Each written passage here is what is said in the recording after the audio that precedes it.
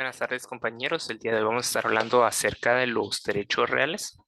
¿Qué son los derechos reales? Los derechos reales es el poder directo e inmediato que tiene una persona sobre sus bienes y este es oponible frente a terceros.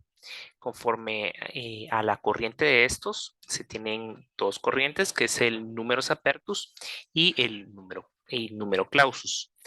La corriente que sigue Guatemala es la de números clausus.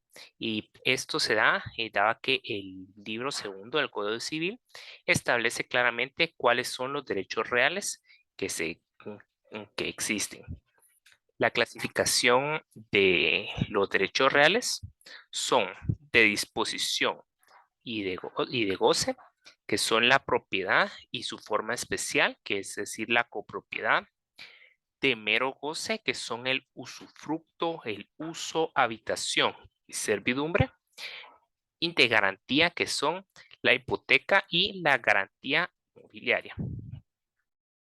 Entonces, ahora conforme a los modos de adquirir la propiedad, estos son eh, los originarios.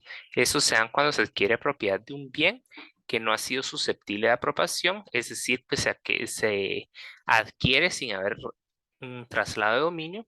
Y los derivados es cuando se transfiere la propiedad de un bien que sí ha sido susceptible de apropiación, es decir, de que se da un traslado de dominio de una persona hacia otra. Entonces, los derechos reales de disposición y goce, ¿verdad? Entonces, los derechos reales de disposición y goce son la propiedad y la copropiedad. La propiedad es el derecho de gozar y disponer de bienes dentro de los límites y observancia de las obligaciones establecidas en las leyes. Las limitaciones a la propiedad pueden ser tres, las cuales son voluntarias, judiciales y legales. Las limitaciones voluntarias son obligaciones impuestas voluntariamente por el propietario de un bien. Por ejemplo, la hipoteca, garantía mobiliaria, patrimonio familiar, etc. Las limitaciones judiciales son las limitaciones impuestas por un juez competente, como por ejemplo el embargo o la anotación de demanda, y las limitaciones legales de la propiedad son aquellas impuestas por la ley, como por ejemplo cuando se da una expropiación o una servidumbre legal de paso. Y también otra figura que vamos a ver es la acción publiciana, que esta es la reivindicación que procede eh, cuando una persona se le desposee fraudulentamente de un bien. Se puede oponer y hacer que se regrese a su dominio, y esto puede ser por medio de juicio ordinario. Eso está establecido en el artículo 469 del Código Civil. Ahora, ¿qué es la propiedad? La copropiedad, perdón. La copropiedad es una forma especial de la propiedad que se da cuando dos o más personas son propietarias de un bien en forma proindivisa. ¿Y qué quiere decir esto de proindiviso? Esto quiere decir que se encuentra la copropiedad y esta no es dividida. Entonces, las clases de copropiedad pueden ser voluntaria, que es decir, que se establece voluntariamente, o la legal o forzosa, que se establece por disposición de ley. Es decir, esta es la medianería y la propiedad horizontal. Vamos a hablar también un poco acerca del derecho de tanteo, que el derecho de tanteo es el derecho de los copropietarios de adquirir preferentemente sobre extraños la parte alícuota del que desea enajenarla. Y los propietarios pueden ejercitar su derecho del tanteo dentro de 15 días siguientes que han sido notificados del contrato que se pretende celebrar. Eso está establecido en el artículo 491 del Código Civil.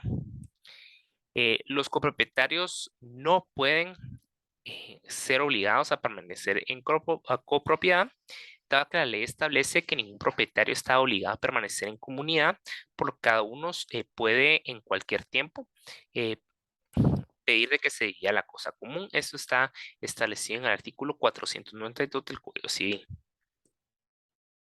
Entonces, el, cuando sí se puede obligar a una persona que permanezca en, en propiedad, es decir, cuando hay una copropiedad legal, como por ejemplo con la medianería o propiedad horizontal. Además, cuando hay un pacto que se da de indivisión. Hay diferentes maneras en las cuales se pueden dividir la cosa común, que puede ser algo voluntario por medio de un contrato de partición, judicial, a través de un juicio oral de división de la cosa común, y el pacto de indivisión, que es un pacto de indivisión. Ese es un acuerdo que pueden hacer los propietarios de un bien de mantenerse en división, es decir, que no se divide el bien por un plazo que no exceda de 3 años.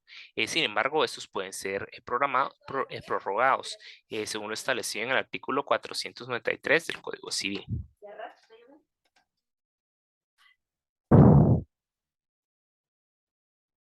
Está ahí cuando no se puede exigir la división de la cosa común. Esto no se puede exigir cuando los bienes sean indivisibles por su naturaleza.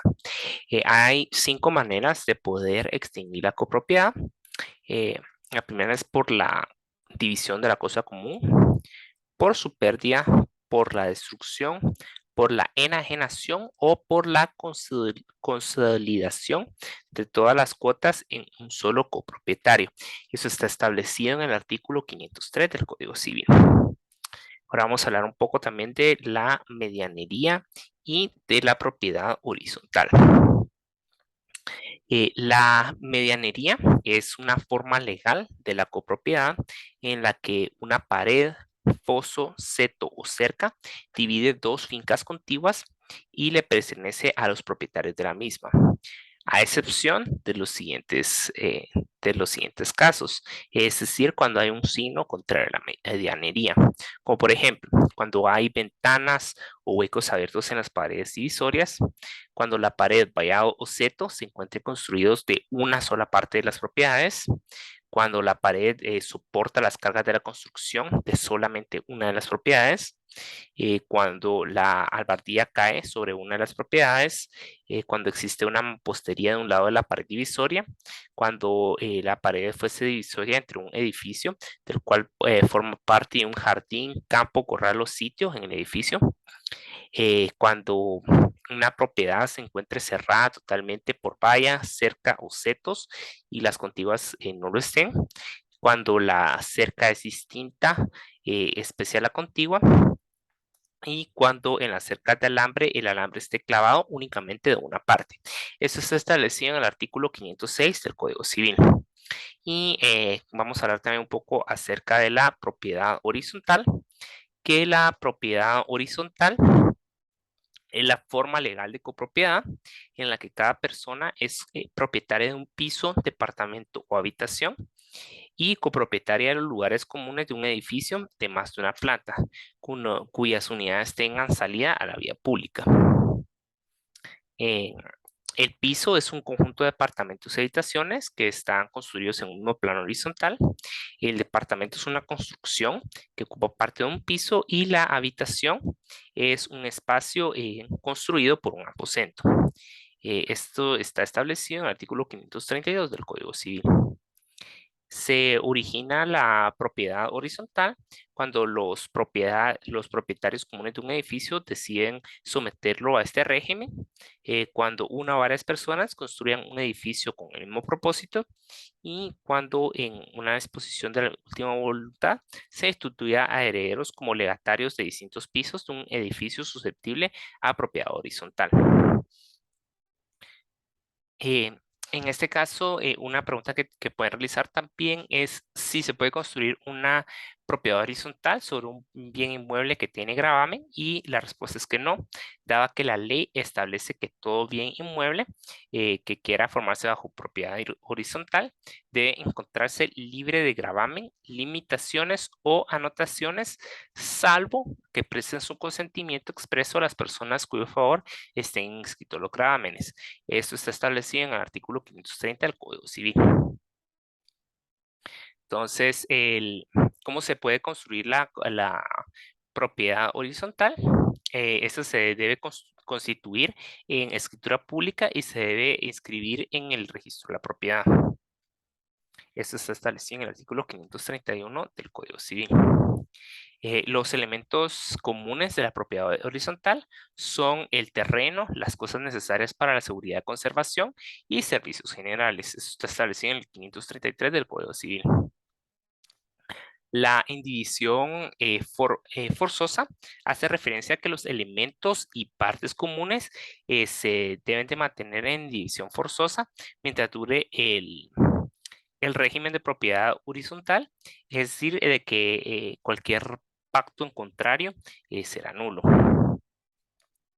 Las prohibiciones, vamos a hablar un poco también acerca de las prohibiciones, como por ejemplo la prohibición que tiene el propietario del último piso, departamento o habitación que está situado en la planta más alta, se tiene prohibido elevar el nivel de dicha planta sin el consentimiento unánime de los demás propietarios y con autorización municipal respectiva. Eso está establecido en el artículo 539 del Código Civil. Eh, la, Ahora, otra pregunta que puede surgir es quién tiene la administración de los edificios que están sometidos al régimen de propiedad horizontal, y esta administración la tendrá la persona que se designe la mayoría de propietarios. El representante legal de un régimen de propiedad horizontal, ese es el administrador. El administrador es el representante legal de los propietarios en los asuntos judiciales y extrajudiciales. También, ¿qué es lo que sucede si ocurre un siniestro y este destruye el edificio? En este caso se puede realizar una reclamación de seguro que le corresponde tener por ley, y el destino de la indemnización será destinado para pagar los grávenes y la reparación. Eh, ¿A quién se le asigna la indemnización? ¿Y qué es lo que sucede también si no alcanza el seguro para reconstruir el edificio? Entonces, este se le entrega al administrador, y si no llegase a alcanzar, los propietarios tendrán que otorgar dinero adicional en proporción al valor de la propiedad. Ahora, conforme a la extinción de propiedad horizontal, se puede extinguir por resolución tomada en voto de 2/3 del total de copropietarios. Y también otra pregunta conforme a la propiedad horizontal es en qué momento se otorga el reglamento de copropiedad de administración, y ese se debe incorporar en la escritura constitutiva. Está bien, entonces eso sería todo por el video del día de hoy. Espero que tengan una muy buena tarde.